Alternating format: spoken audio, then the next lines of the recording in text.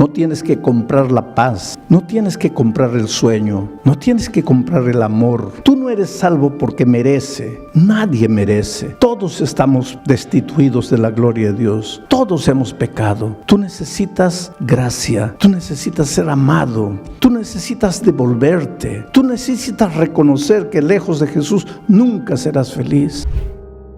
Vamos a leer el texto bíblico. El texto bíblico dice así: Pablo, prisionero de Jesucristo, y el hermano Timoteo, al amado Filemón, colaborador nuestro, y a la amada hermana Apia, y a nuestro compañero de milicia, y a la iglesia que está en tu casa. Gracia y paz a vosotros, de Dios nuestro Padre y del Señor Jesucristo. Ahora tú puedes leer el texto y preguntar así: ¿qué mensaje Dios tiene para mí? Por ejemplo, si tu hijo está en las drogas, ¿cómo te ayuda este texto a resolver ese problema? Si tu matrimonio está hecho pedazos, ¿cómo te ayuda este texto a resolver tu problema? Si estás desempleado, ¿de qué manera este texto te ayuda? Si vives peleando con tu patrón o con tu empleado, con tu vecino, ¿de qué manera este texto te ayuda? Si estás prisionero de un vicio, ¿cómo este texto te va a ayudar a quedarte libre de ese hábito? Esto es lo que hay que entender, y ese es el trabajo del predicador. Y es por eso que el predicador, antes de venir a predicar una hora, tiene que estar horas y horas y días y semanas analizando el texto y estudiando y tratando de entender y pidiéndole a Dios iluminación. Pero aquí hay un mensaje poderoso para ti. Vamos a comenzar diciendo así: Pablo, prisionero de Jesucristo.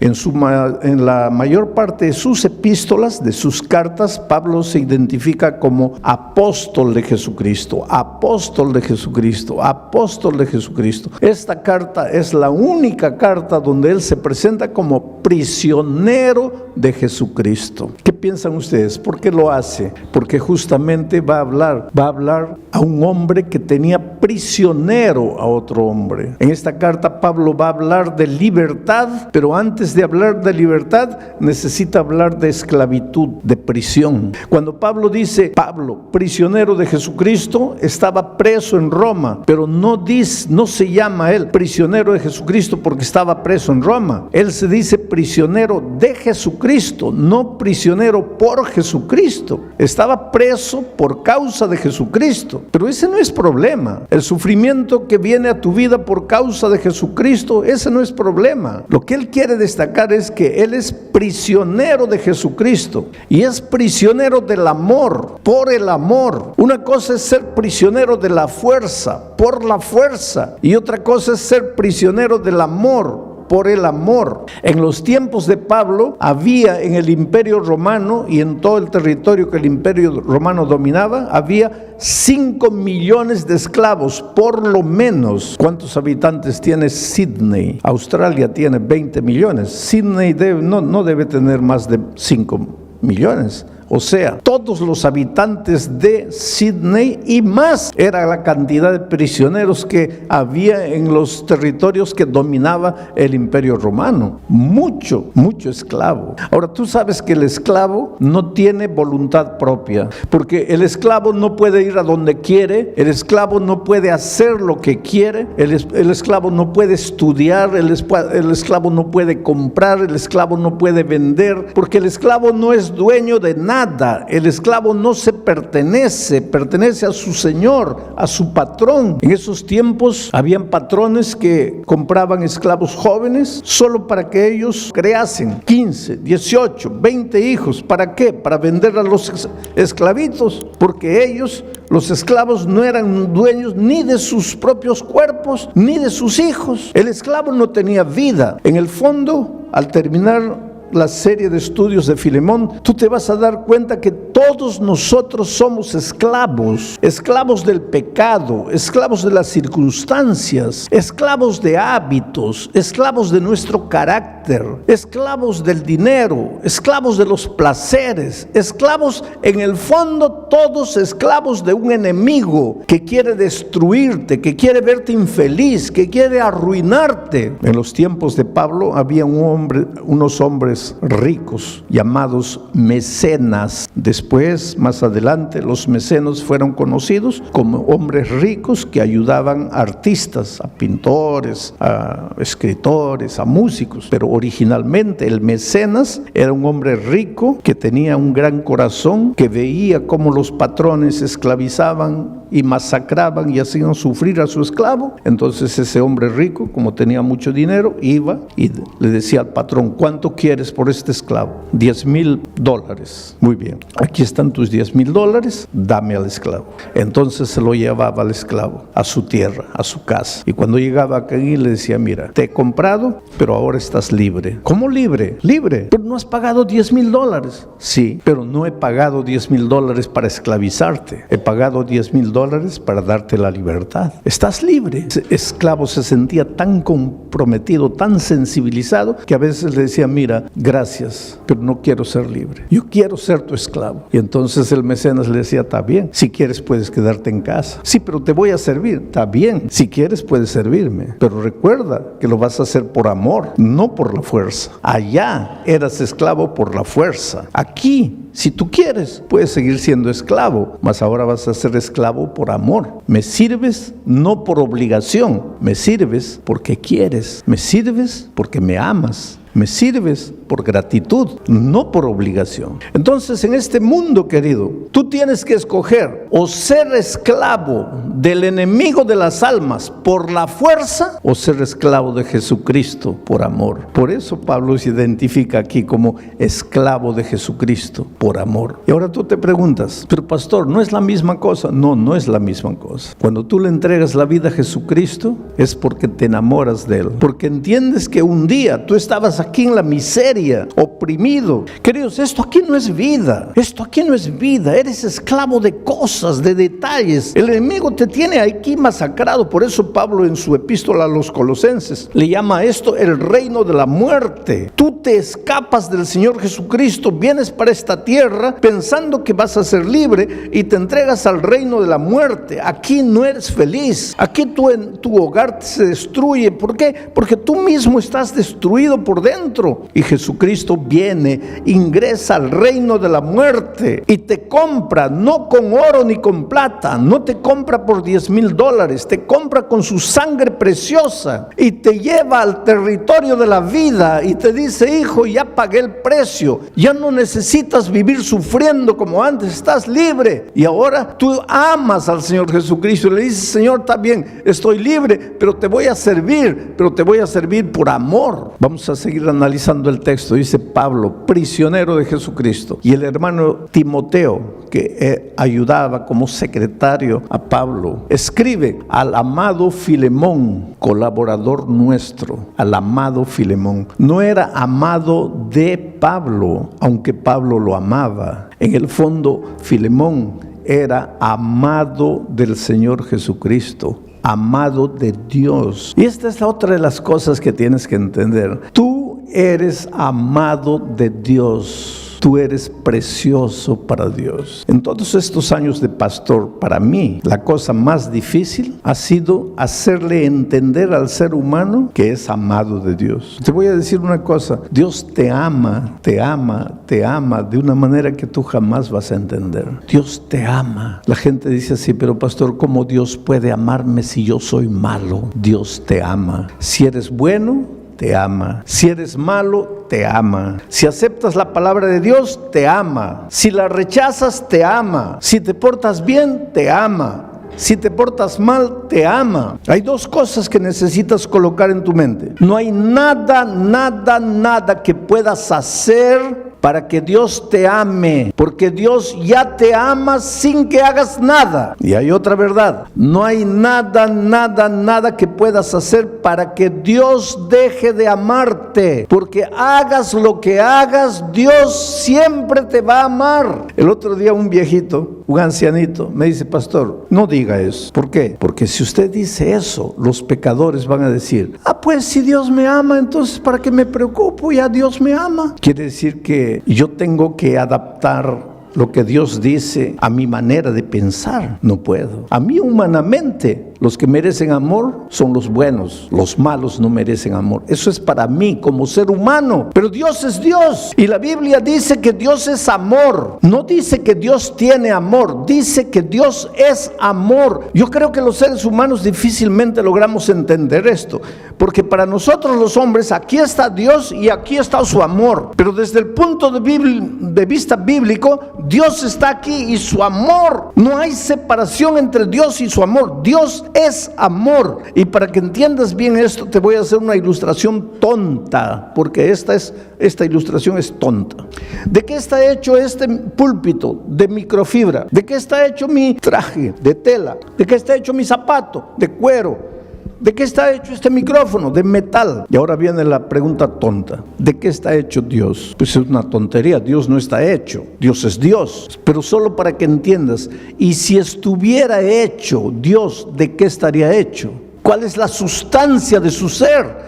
¿Cuál es la esencia de su ser? Pues Dios es amor. Por lo tanto, cuando tú dices, si te portas mal, Dios te va a dejar de amar, ¿qué tontería estás diciendo? Estás diciendo, si te portas mal, Dios va a dejar de ser amor. Dios nunca va a dejar de ser amor. Dios nunca va a dejar de amarte. Él es Dios, Él es amor. Él jamás te va a dejar de amar. Entonces, pastor, no necesito preocuparme porque ya estoy salvo. No digas eso, porque yo te estoy hablando del amor de Dios, no te estoy hablando de la salvación. Hay mucha gente que se va a perder a pesar del amor de Dios, porque el amor de Dios no te va a salvar. Para salvarte necesitas aceptar el amor de Dios. Y cuando tú estás aquí en el territorio de la muerte, tú no quieres a Dios. Dios te ama. ¿Acaso Dios no dice, no quiero la muerte del impío, sino que se arrepienta y regrese? Pues aquí está Dios, no quiere tu muerte.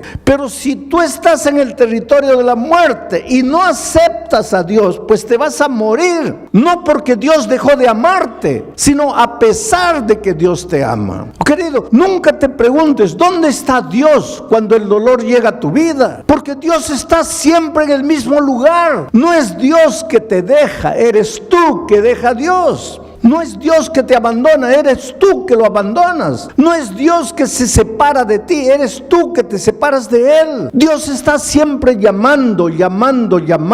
Desde el Génesis hasta el Apocalipsis, Dios llama. En el jardín del Edén, Adán, ¿dónde estás tú? En el libro de Apocalipsis, el último capítulo, las últimas palabras, y el Espíritu y la iglesia digan, ven. Y el que oiga, venga. Y el que tenga sed, venga y beba del agua. Llamado, Dios llama, hijo, ven.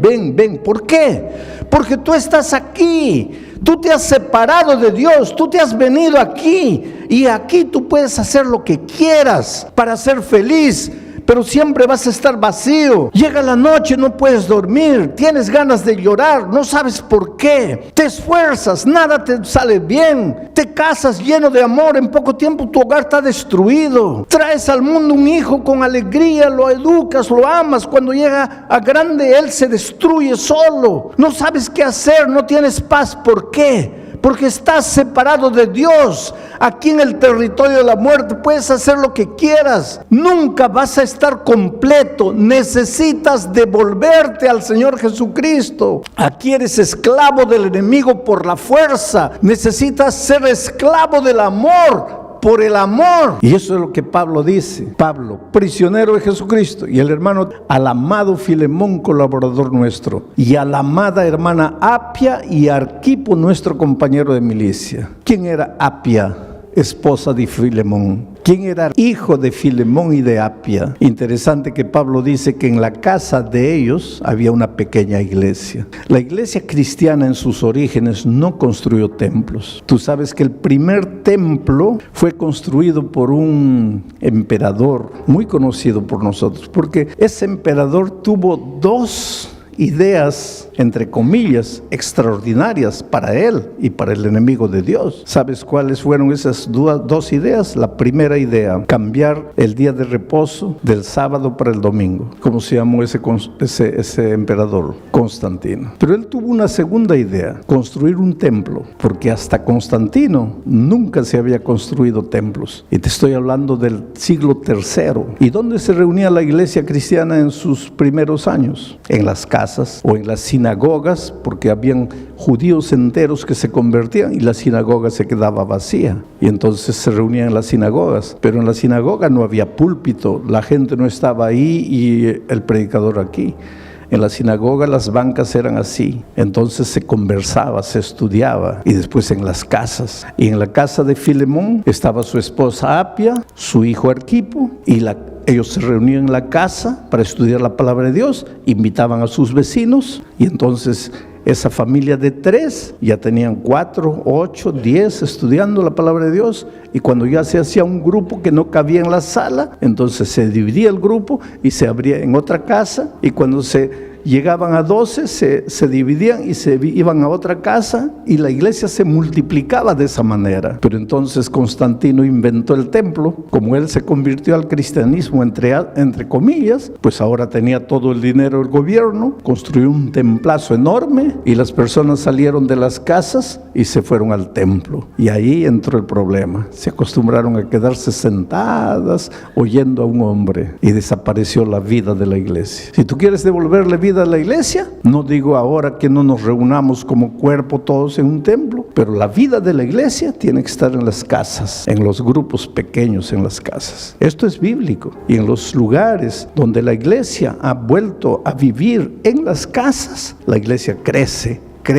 espiritualmente y se multiplica, porque es más fácil para el vecino caminar 10 pasos a la casa del vecino que caminar 15 kilómetros hasta el templo. Entonces la vida está en las casas. Era así que la iglesia se multiplicaba en los primeros años. Pero mi mensaje esta noche está en el último versículo. Gracia y paz a vosotros, de Dios nuestro Padre y del Señor Jesucristo. Esa no es una simple manera de saludar, gracia y paz. Allí está la esencia de la vida cristiana, porque para ser feliz en la vida, para ser próspero, necesitas primero paz. Un hombre que no tiene paz, una mujer que no tiene paz, no puede ser vencedor. Si tú te preguntas, pastor, ¿por qué nada me da resultado en la vida? Yo te respondo en el nombre de Jesucristo: no tienes paz en tu corazón. Y la paz no es resultado de tratamiento psicológico, no es resultado del análisis, del psicoanálisis. La paz es resultado de la gracia.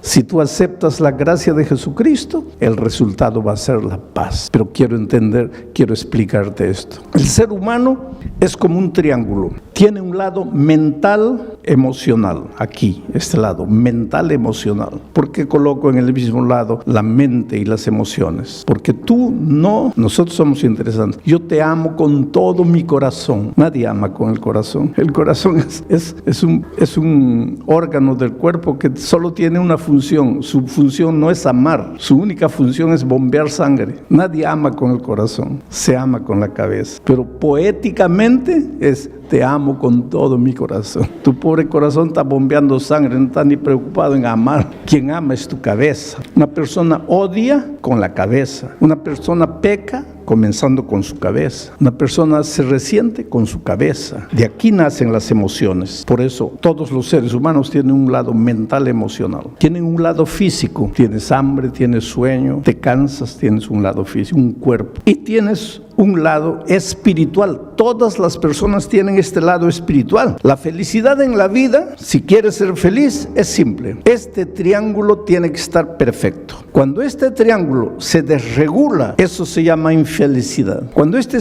triángulo se va para aquí o se va para allá, cuando este triángulo se deforma, allí surge el desorden humano. Por eso, para ser plenamente feliz, el triángulo tiene que estar perfecto. Así, la base de ese triángulo es esto: el lado espiritual.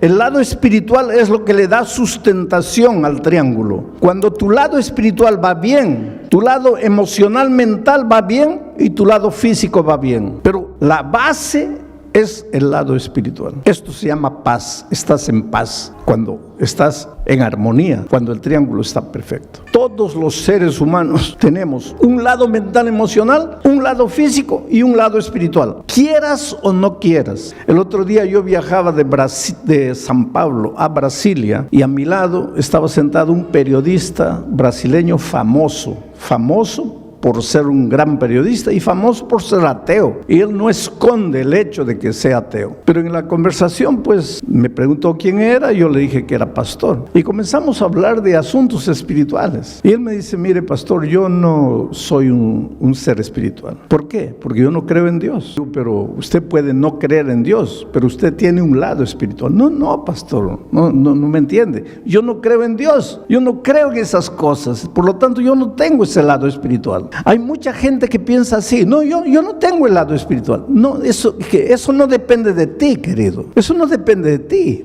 Tú estás vivo. Entonces eres un ser mental, emocional, físico y espiritual, aunque no quieras. Por ejemplo, si tú me dices, pastor, yo no tengo el lado físico, yo no tengo hambre. Está bien, puedes decir, pero vas a tener hambre. No, yo no creo en el hambre. Está bien, puedes no creer, pero vas a tener hambre. Pero pastor, yo puedo escribir un libro diciendo que el hambre no existe, pero cuando llega la hora de comer, vas a tener que comer, porque eso no depende de ti, no eres tú. Dios te ha hecho así. Tú odias, tú amas, porque tienes un lado espiritual. Tú tienes hambre, tú te cansas, tú duermes porque tienes un lado físico, no depende de ti. Y tú tienes un lado espiritual, no depende de ti, lo tienes. ¿Sabes cuál es la tragedia del ser humano? Que hace todo para desarrollar su lado mental, emocional. Hace todo para desarrollar su lado físico, pero no hace nada para desarrollar su lado espiritual. Y sin embargo es el lado espiritual que sustenta la unidad de su ser. Entonces por eso es que el ser humano en este lado le va bien, tiene un título doctoral, tiene buen empleo, pues hace psicoanálisis, pero algo le falta. En este lado, pues hace ejercicio, se cuida, se alimenta bien, pero algo le falta. Y se pregunta, pero ¿por qué no soy feliz? Pero es que te está faltando el lado espiritual. Y para que sientas que está bien esto, tienes que devolverte al que te creó. Porque hay una cosa, tú viniste de las manos de Dios. Por lo menos yo espero que tú creas que viniste de las manos de Dios. Y si esta noche estás aquí es porque crees que has venido de las manos de Dios. Si no viniste de las manos de Dios, solo puede ser fruto de la evolución. Hay mucha gente que cree que el ser humano es fruto de la evolución. Si eres fruto de la evolución, entonces eres fruto del acaso. Eres una coincidencia. Y si eres fruto del acaso, tú no sabes de dónde vienes y no sabes a dónde vas y no sabes por qué viniste al mundo. Yo prefiero creer que vengo de un Dios de amor, que tiene un plan para mí y que si las cosas no están andando bien en mi vida es porque no he descubierto ese plan. ¿Dónde está ese plan? En la palabra de Dios. El otro día alguien me dice, pero pastor, yo no quiero estudiar la Biblia porque no quiero cambiar de religión. Hay mucha gente que piensa que hay que estudiar la Biblia para cambiar de religión. La Biblia no tiene nada que ver con religión. La Biblia tiene que ver con la vida, con tu vida. Por eso Pablo cuando empieza su carta dice, te deseo paz, pero nunca vas a tener paz si primero no tienes gracia. ¿Qué cosa es gracia? Viene de la palabra gratis. No tienes que hacer nada para salvarte. No tienes que comprar la paz, no tienes que comprar el sueño, no tienes que comprar el amor. Tú no eres salvo porque merece, nadie merece. Todos estamos destituidos de la gloria de Dios, todos hemos pecado. Tú necesitas gracia, tú necesitas ser amado, tú necesitas devolverte, tú necesitas reconocer que lejos de Jesús nunca serás feliz. Por eso estas 4 noches te voy a mostrar tu necesidad de Jesucristo. Pastor, ¿esto que acabo de predicar funciona? Claro que funciona. Y te voy a mostrar ahora con una historia de la vida real cómo esto funciona. Yo estaba predicando hace algunos años atrás en la ciudad de Santa Cruz de la Sierra, en Bolivia. ¿Hay algún boliviano aquí? Ah, bueno, ahí hay una señora boliviana, qué bueno. ¿No es de Santa Cruz de la Sierra? No, muy bien. Yo estaba predicando en Santa Cruz de la Sierra. Ahora en el mes de septiembre vuelvo a Santa Cruz de la Sierra. Vuelvo a Bolivia para predicar 4 noches. Una en La Paz, otra en Oruro, otra en Cochabamba y otra en Santa Cruz. Pero yo estaba predicando en Santa Cruz, en un estadio así cubierto para unas 5,000 personas. Y pues todas las noches cuando yo termino de predicar, hago un llamado. Pido a las personas, ¿cuántos quieren aceptar a Jesucristo y venir aquí adelante? Esta noche también voy a hacer una invitación. Más adelante, ahorita no. Pero ¿por qué digo que las personas se levanten y vengan? Por un simple motivo. Yo no soy simplemente un expositor de un tema. Yo soy un pastor, yo soy un predicador. Y mi misión no es solo exponerte un tema y decirte que Dios te bendiga. Mi misión es llamarte, traerte a Jesucristo, es hacer que tú le abras el corazón a Jesús. Y es por eso que al final de mi mensaje siempre digo, ¿cuántos quieren levantarse y venir y entregar la vida a Jesucristo?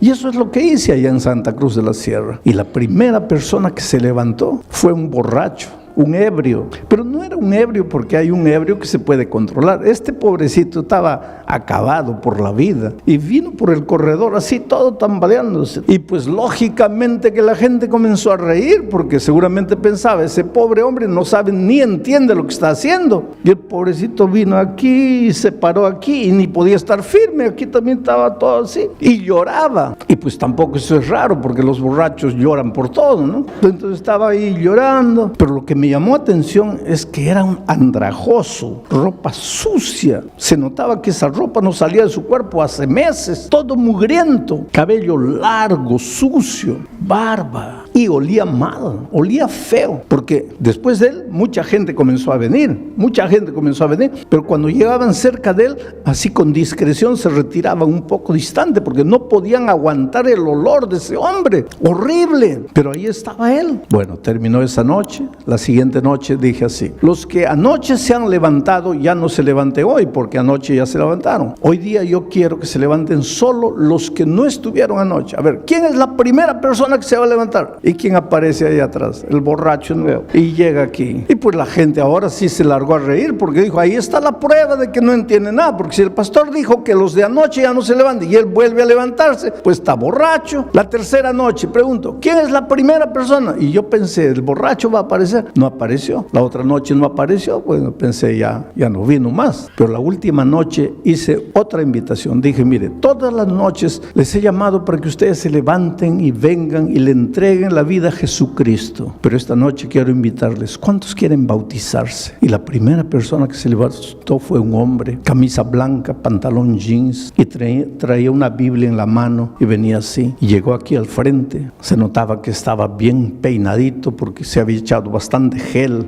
en la cabeza, su cabello estaba duro, y aquí al frente con su Biblia así lloraba y lloraba y lloraba. Mucha gente vino esa noche y yo le dije, espera, yo te conozco a ti. Y él levantó la cabeza y dice, pastor, el borracho soy yo. Pero no estaba borracho, estaba sano, se había bañado, se había cortado el cabello, la barba, estaba bien vestido. Bueno, terminó aquella noche, comenzó el bautismo, yo me fui al camarín, estaba sentado ahí. Cuando salgo lo veo en el corredor llorando y me acerco y le digo, oye, ¿qué fue? Y él dice, pastor, es que yo quise bautizarme esta noche, pero los hermanos no quieren. Dicen que si el domingo yo he estado borracho, ¿cómo me voy a bautizar hoy día? Ellos quieren que yo espere. Y él dice, sí, yo entiendo, pastor. ¿Quién va a creerme? ¿Quién va a creer en mi conversión si hace 5 días yo estaba borracho? Lo que nadie sabe es mi historia, pastor. ¿Qué historia? Me dice, pastor, yo tenía 20 años, 21 años. Era un ingeniero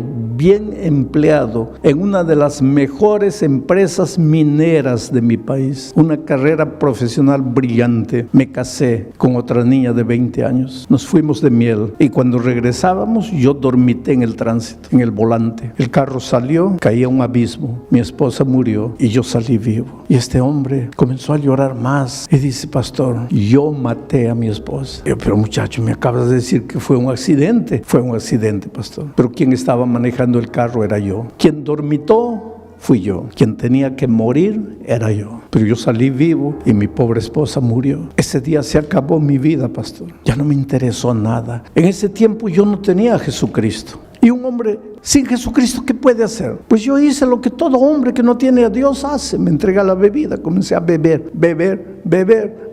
En 6 meses, después de muchas advertencias, perdí el empleo por causa de la bebida. A mí no me interesaba nada. Pastor, estamos cumpliendo ahora, este año, 30 años de aquel incidente. 30 años. Yo perdí el empleo, me escondí de la familia, me vine a Santa Cruz. Yo no vivo, pastor, yo soy un animal. Yo nunca me baño, yo nunca me cambio de ropa. Yo casi ni como, pido limosna para comprar bebida. Yo vivo permanentemente borracho. Hace 30 años yo no paro de beber un día. Duermo en los cementerios, duermo en la calle. Y el domingo, ¿sabe por qué entré? No, yo no quería escuchar palabra de Dios. Yo entré porque estaba lloviznando. No tenía dónde esconderme la lluvia. El único lugar abierto era el Coliseo. Entré, me senté allá atrás. Yo estaba borracho, totalmente borracho. Pero yo me di cuenta de todo y yo entendí todo lo que usted predicó. ¿Cómo entendiste? Pastor, cuando usted dijo así: esta noche solo tienes 2 caminos. El primer camino es levantarte y volver a la casa y continuar viviendo la vida que has vivido hasta hoy. Pastor, ese camino para mí no existía. Yo me iba a levantar para volver a qué casa si yo no tenía casa. Para continuar viviendo la vida. ¿Qué vida si yo no tenía vida? Por lo tanto, ese primer camino no existía para mí. Ahí usted dijo: hay un segundo camino.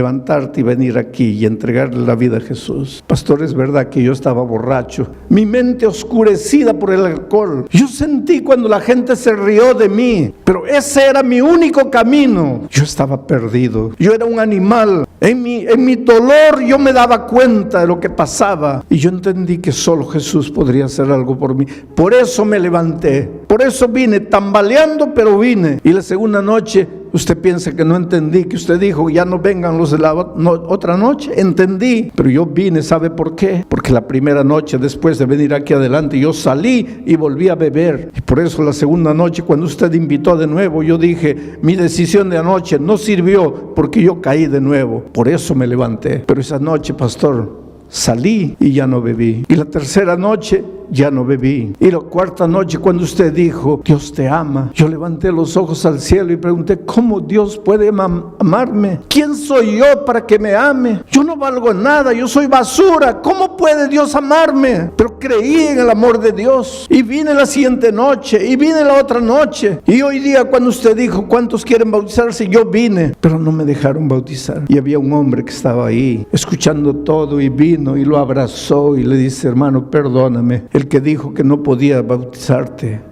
fui yo, pero es que no conocía tu historia. Realmente Dios hizo un milagro por ti. 5 años después yo regresé a Santa Cruz de la Sierra para predicar en ese mismo Coliseo. Y cuando llegué al Coliseo, mucha gente, miles de personas entrando, y había un hombre de chaleco fosforescente con un radio en la mano, con una linterna en la otra, corría de un lado para otro, daba órdenes: cierren aquella puerta, abran la otra, eso y aquí, corre para aquí, corre para allá. Y cuando llegó mi carro, él comenzó a transmitir: llegó el pastor, abran la puerta de atrás y tal. Y el pastor me dice: pastor, ¿se acuerda de este hombre? No, es el borracho de 5 años atrás. Ahora está coordinando todo el sistema de seguridad del evento, transformado por Dios. Está bien empleado. En esa época estaba de novio, se iba a casar. Ahí yo me pregunto: ¿quién es Jesús? ¿Quién es Jesús que te encuentra en la vida destruido, acabado? Tal vez no como este borracho, pero te encuentra con tu vida hecha pedazos.